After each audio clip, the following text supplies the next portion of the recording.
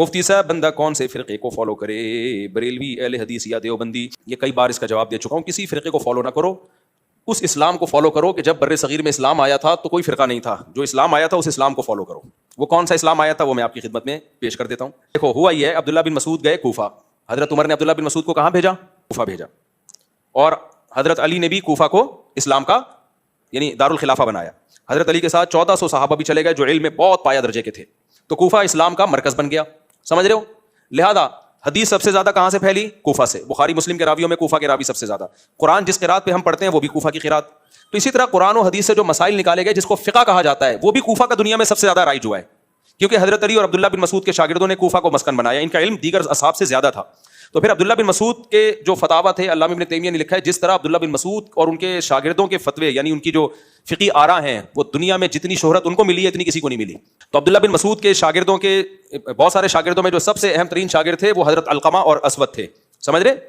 جو عبداللہ بن مسعود کے نائب تھے. سارا علم وہاں ٹرانسفر ہوا. پھر علقمہ اور اسود کے نائب تھے ابراہیم نخعی. تو وہ سارا علم کہاں ٹرانسفر ہوا؟ ابھی تک یہ مسائل ریٹن فارم میں نہیں تھے. قرآن و حدیث سے مسائل نکلے ہوئے تھے, زبانی تھے, ریٹن فارم میں نہیں تھے. جیسے حدیثیں بھی ریٹن فارم میں بعد میں مرتب ہوئی ہیں نا, پہلے صرف زبانی چلتی تھی. کچھ کتابیں تو لکھی گئی لیکن پراپر وے میں کتابیں تو بعد میں لکھی گئی ہیں. تو فقہ بھی ایسا ہی ہے. تو پھر حضرت ابراہیم نخعی جو امام بخاری جن کا نام بڑے احترام سے لیتے ہیں, بڑے تابعین میں بہت بڑے تابعی گزرے, ان کے درجنوں شاگردوں میں سب سے جو سینئر شاگرد تھے وہ حماد الکوفی تھے. تو یہ فقہ ٹرانسفر کہاں ہوا؟ پھر حماد الکوفی کو لوگوں نے امام بنایا. پھر حماد الکوفی کے درجنوں شاگردوں میں جو سب سے اعلیٰ درجے کے شاگرد تھے وہ امام ابو حنیفہ. تو وہی جو حضرت علی اور عبداللہ بن مسعود سے چلتا ہوا فقہ آیا وہ کہاں آ گیا؟ امام ابو حنیفہ کے پاس. امام ابو حنیفہ کے بہت سارے شاگرد تھے لیکن دو ان میں سب سے زیادہ ٹاپ پر تھے, امام ابو یوسف اور امام محمد جن کو صاحبین کہا جاتا ہے. تو جب ان تک آیا نا یہ فقہ تو انہوں نے کہا کہ اس کو ریٹن فارم میں آ جانا چاہیے تاکہ مرتب ہو. اسلامی حکومتیں پھیل رہی ہیں, لا جب تک ریٹن میں نہیں ہوتا وہ ایک مضبوط نہیں ہوتا. تو امام محمد نے 6 کتابیں لکھی. یہ بات کر رہا ہوں میں تقریباً 1200 سال پرانی.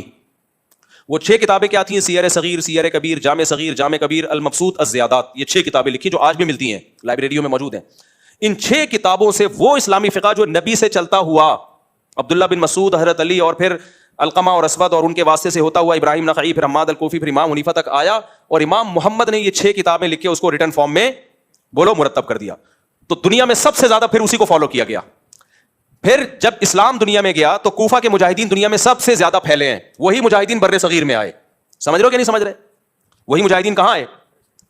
محمد بن قاسم آیا, پھر دیگر لوگ آتے آتے علاقے فتح ہوتے ہوتے سندھ فتح ہوا, پنجاب کے میں افغانستان کے راستے اسلام آیا. وہی افغانستان گئے, کابل. تو ہوتے ہوتے ہوتے ہوتے افغانستان میں تو حضرت عثمان کے دور میں کابل فتح ہو چکا تھا. لیکن جو فقہ رائج ہوا وہ وہی فقہ جو امام محمد نے مرتب کیا تھا.